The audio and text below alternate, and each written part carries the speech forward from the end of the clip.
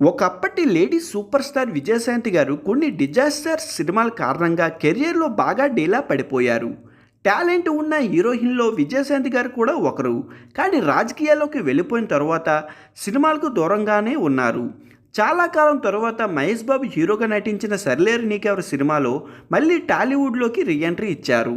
ఆ చిత్రం ఈవెంట్లో మాట్లాడుతూ చిరంజీవి గారు విజయశాంతి గారు ఒకరిపై ఒకరు ప్రశంస వర్షమే కురిపించేసుకున్నారు. అయితే అప్పుడప్పుడు కొన్ని చురకలు కూడా అంటించారు.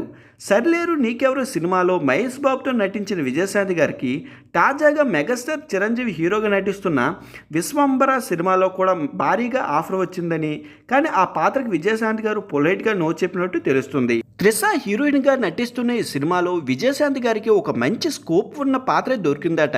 కానీ విజయశాంతి గారు మాత్రం ఈ సినిమాకి నో చెప్పారట. మళ్ళీ చిరంజీవితో కలిసి నటించే అవకాశాన్ని వద్దనుకున్నారట. ఒకవైపు విజయశాంతి గారు రీఎంట్రీ ఇచ్చారు, కానీ తన తదుపరి సినిమాలో తన పాత్ర గురించి ఎక్కువగా ఫోకస్ చేస్తున్నారని కొందరు చెబుతున్నారు.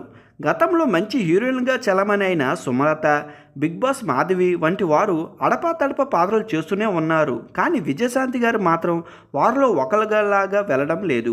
నిజానికి సరిలేరు నీకెవరు సినిమాతోనే సమయంలోనే ఈ సినిమా చేసి మళ్ళీ వెనక్కి రాజకీయాల్లోకి వెళ్ళిపోతానని విజయశాంతి గారు స్పష్టంగా చెప్పారు. అందుకనే విశ్వంబర సినిమా కూడా రాములమ్మ నో చెప్పిందని కొందరు కామెంట్ చేస్తున్నారు. ఆ సమయంలో చిరంజీవి గారే కాకుండా మరే హీరో కూడా అయినా సరే విజయశాంతి గారు జవాబు అదే చెప్పే ఉండేవారని అంటున్నారు. అయితే మరికొందరు మాత్రం విజయశాంతి గారు కంప్లీట్గా సినిమాలకు దూరం కాలేదని, ఒకవైపు రాజకీయాలు చూసుకుంటూనే మరోవైపు నచ్చిన పాత్ర ఏమైనా వస్తే చేయడానికి రెడీగానే ఉన్నట్టు చెప్తున్నారు. ఏదేమైనా అప్పట్లో హిట్ కాంబినేషన్లో చిరంజీవి విజయశాంతి కూడా ఉండేవారు. మళ్ళీ వీళ్ళిద్దరూ మళ్ళీ ఒకే స్క్రీన్పై చూసే అవకాశాలు అభిమానులకు వస్తుందో లేదో చూడాలి.